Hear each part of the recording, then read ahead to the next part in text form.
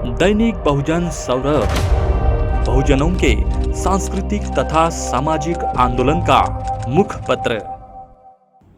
नमस्ते, जय भीम। मैं एडवोकेट डॉक्टर सिद्धार्थ कामदे, दैनिक बहुजन सौरभ का मुख्य संपादक।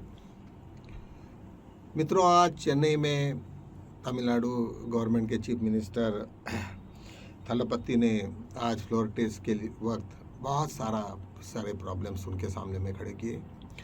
मद्रास हाई कोर्ट में एक पिटिशंस को उन्होंने एडमिट किया और उन्होंने कहा कि भाई जो एक आदमी एक होठ से ये हुआ था और उसका कहना था कि भाई हमें उसके ऊपर में उनको स्टे लगा दिया, मतलब वो फ्लोर टेस्ट में नहीं शामिल होगा। ये सब सिचुएशंस ऐसे हो गई कि उनके पास में 118 और उनको 117 हो गई और फिर एक होठ का जो तमाशा चल रहा था वो काफ़ी परेशानी में ये मैटर सुप्रीम कोर्ट में गया। सुप्रीम कोर्ट में भी क्योंकि एक ही दिन का समय है और वहाँ पे हमारे चीफ जस्टिस ने कहा कि भाई अब कल सुनवाई करेंगे। अरे जब तुम्हें फ्लोर है, टेस्ट है, 10 बजे तुम्हारा कोर्ट खुलेगा, कब सुनवाई होगे तुम? तो ये सब सिचुएशंस को ये दर्शाता है कि पूरे के पूरे लोग पूरे बीजेपी को जिताने के चक्कर में उन्होंने दुनिया भरे के लफड़े किए। तो यहाँ पे थलपति भी कोई कम नहीं है, उन्होंने सीधा AIADMK के पूरे लोगों को, हाफ लोगों को डिवीजन कर डाला और उन्होंने कहा कि भाई ठीक है जो भी होगा, लेकिन हम उनको समर्थन में है, कोई दल बदल कायदा इसमें लागू नहीं होगा या जो भी होगा उतनी ज़रूरत तो नहीं पड़ी, लेकिन कम से कम AIADMK में फूट तो गिर गई और 2/3 मेजॉरिटी के साथ में चेंज हो गया। तो ये सब सिचुएशन जब हो गया तो निश्चित रूप से पूरे के पूरे बीजेपी के लोगों को, तो विजय थालापति तो ये कोई कम आदमी नहीं है, वो तो निश्चित रूप से AIADMK को पूरे 2 टुकड़े कर डाले उन्होंने। और निश्चित रूप से मुझे लगता है कि ये पूरे साउथ में जिस तरीक़ा से लॉबिंग करेंगे, एक कांग्रेस को या फिर एक DMK के बड़े ग्रुप को एक बहुत बड़ा अच्छा नेता मिला विजय थलपति के नाम से, और निश्चित रूप से मुझे ऐसा लगता है कि एक बहुत अलग सा जोश आया और मुझे लगता है कि अभी साउथ में बीजेपी का कोई उठाव होने की तो कोई संभावना नहीं। पूरी ब्यूरोक्रेसी उसके पीछे में लगी है, लेकिन वो क्या कर सकते हैं? ब्यूरोक्रेसी पब्लिक ने जो चुन के दिए हुए लोग उनको कुछ नहीं कर सकते। एक दूसरी बड़ी खबर आई कि आज जो वेस्ट बंगाल का जो इलेक्शन रहा तो वहाँ ममता बनर्जी ने सुप्रीम कोर्ट में सब हो गए और उसके ऊपर में पूरा का पूरा ये हुआ और उन्होंने पूरा चट्टा सब पूरा अपना हिसाब दिया उन्होंने कि भाई जहाँ पे भी SRI के तरफ से जितने भी नाम कटे उससे कम वोटों से हमारे लोग चुन के ये हारे। तो निश्चित रूप से इन्होंने पूरा का पूरा मसला दिया। वो पूरा का पूरा सुनने के बाद में चीफ जस्टिस ने कहा कि ठीक है भाई आप अपनी एक फ्रेश एप्लीकेशन दीजिए, लेकिन उन्होंने एडमिट किया है कि भाई ठीक है आप फ्रेश एप्लीकेशन दे के हमें ये करिए कि कौन से सीट में तुम्हारे SIR के ऊपर में कितने लोगों के नाम डिलीट हो गए और तुम्हारा कैंडिडेट कितने वोटों से हारा, ये सब डिटेल्स दो। उसके वजह से एक बहुत बड़ा एक वेस्ट बंगाल का एक थोड़ा इलेक्शंस का माहौल थोड़ा गर्म हो गया। यदि चीफ जस्टिस ने इस तरीक़ा से यदि वो ये कर लिया तो निश्चित रूप से उसके परिणाम बहुत हो गए, शायद इलेक्शन भी कैंसिल हो सकता है। इस तरीक़ा से सब बातें हुई है और जब कभी सुप्रीम कोर्ट में कोई बात कहे और बोले कि भाई हम लोग कंसिडर करेंगे तो उसको कंसिडर करना पड़ता है, क्योंकि ऐसा है कि झूठ नहीं बोल सकते कि मोदी जी तो है नहीं कि भाई हमने नहीं वो तो मेरा ऐसा मतलब नहीं था वगैरह वगैरह, कुछ नहीं चलता। सुप्रीम कोर्ट में जो आदमी ने बोला ख़त्म हो गया। तो निश्चित रूप से कुछ गलती से बोलो या किसी कारण की वजह से आज वहाँ पे चीफ जस्टिस ने अपनी बात को इस तरीक़ा से रखा। वो चलता है कि जब भी कभी चीफ जस्टिस हो या हाई कोर्ट के जजेस हो, जब उनको ये हवा का रुख पता चल जाता है तो निश्चित रूप से कभी कभी उनको ऐसे डिसीजन लेने के लिए मजबूर हो जाते हैं। और कांग्रेस एक बहुत बड़ा पक्ष है और शायद कुछ भी भरोसा नहीं है कब क्या होगा। किसी ने सोचा भी नहीं था कि इतनी पुरानी पार्टी 50 साल से AIADMK चल रही थी, बाद में अन्ना DMK हो गई, AIADMK जो बीजेपी के साथ में शामिल हो गए और इस तरीक़ा से पूरा ड्रामा हो गया। तो बीजेपी को तो निश्चित ही एक बहुत बड़ा झटका लगेगा।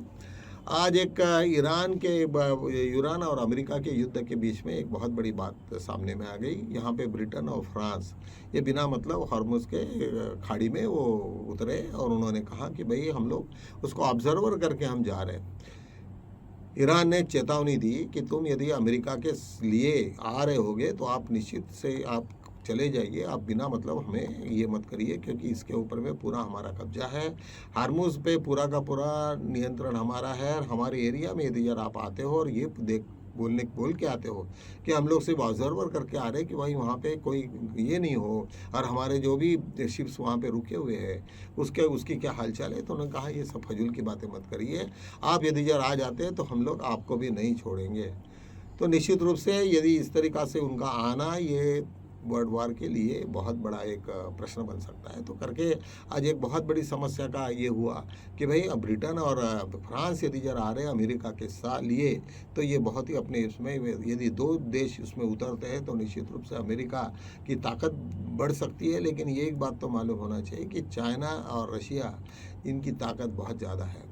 चाइना अमेरिका को भी पीछे छोड़ देता है टेक्नोलॉजी और इसमें, और सभी लोग अभी तक तो अमेरिका ने ये देख लिया कि हम लोग सब पूरी ताकत है वो सब एयर स्पेस में है, और जिनके जिस तरीक़ा से उनके वार्स एयरक्राफ्ट गिर गए, बड़े बड़े फाइटर जेट्स जिस तरीक़ा से ख़त्म हुए, तो ये तो उनको भी अभी पता चल गया है कि अपनी कोई अभी ये होगा नहीं। अभी बाहर के कुछ लोग उनके लिए मदद के लिए आते भी है। अभी तक तो अब रशिया स्पेशली ब्रिटेन और फ्रांस का तो अभी तक यही कहना था कि वो लोग हम निश्चित रूप से ईरान के ही फेवरेबल रहेंगे।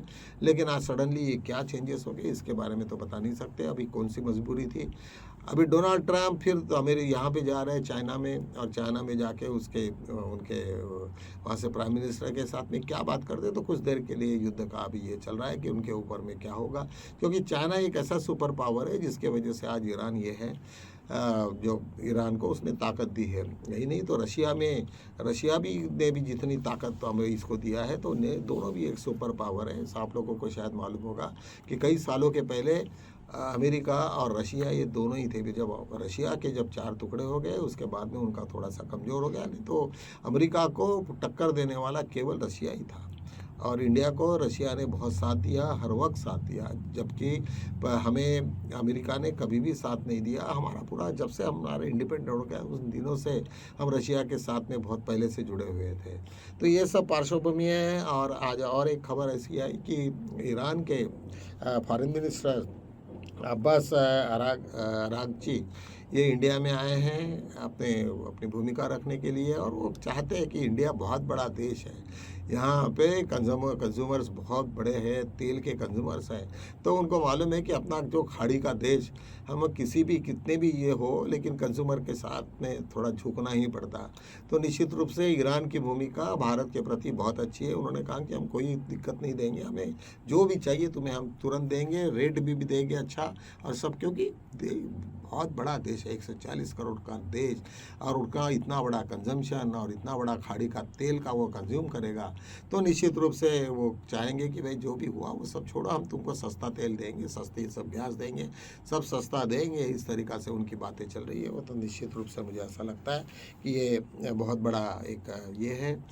एक ईरान ने एक बहुत बड़ी खबर कल आई है कि वहाँ पे जो भी खोमेनी को, जो आयतुल्ला खोमेनी की जो यहाँ पे मारा गया, और जिस तरीक़ा से खुफिया एजेंसी ने अमेरिका और इजराइल को इन्फॉर्मेशन दी, तो ईरान ने भी चुन के उनको निकाला, और इन्होंने क्या क्या हुआ उनके सब पकड़े गए। 1000 से भी ज़्यादा लोगों को ईरान में फांसी दी गई है। हमारे यहाँ देशद्रोह के इसमें सब बेलेबल इसमें घूमते रहते हैं, ऐसा कुछ नहीं हुआ। ईरान में पकड़ के उनको एक को फांसी देना चालू कर दिया, जिसके वजह से अमेरिका और इजराइल काफ़ी बौखला गई है। उनको लगा कि हमें जो इन्फॉर्मेशन वहाँ से आती थी वो सब के सब बंद हो गई। कौन देगा जब मालूम है कि यहाँ पे इसी तरीक़ा सा वातावरण है। तो निश्चित रूप से मुझे ऐसा लगता है कि ये बहुत डरावना सिचुएशन है। आज एक इंडिया की बहुत बड़ी खबर थी कि जो 12वीं के बाद में हम एंट्रेंस एग्जामिनेशंस का ये था, तो पेपर लीक के इसमें NEET नीट का जो एग्ज़ाम्स होता है, जो मेडिकल एंट्रेंस के लिए होता है, उसके पेपर लीक हो जाने के वजह से पूरे पेपर में और वो CBI को मैटर गया है, और पूरी की पूरी एग्जामिनेशन रद्द की। कई लोग कई दिनों से स्टडी करते रहते हैं, और अच्छे लोग आने के बाद में किसी को पेपर मिल जाए और वो पूरा का पूरा वो डॉक्टर बन जाए, तो ये बहुत ही गलत बात है। तो इसके ऊपर में भी काफ़ी अभी देखते हैं क्या होता है, और ये सरकार कैसी निकम्मी है, तो इसके बारे में भी अभी सभी सभी लोग बोल रहे हैं, सभी लोगों को बड़ा बुरा लगा कि इस तरीक़ा से तो होना नहीं चाहिए और ये इस तरीक़ा से चलते रहेगा। कई दिनों से जब से बीजेपी गवर्नमेंट आ गई तो कई बार ये ऐसे टाइप की घटनाएं हुई है जो बहुत ही सभी लोगों ने उसका खंडन किया। तो चलो आज हम यहीं रुकते हैं, कल मिलेंगे नए मुद्दों के साथ में, तब तक के लिए जय भीम।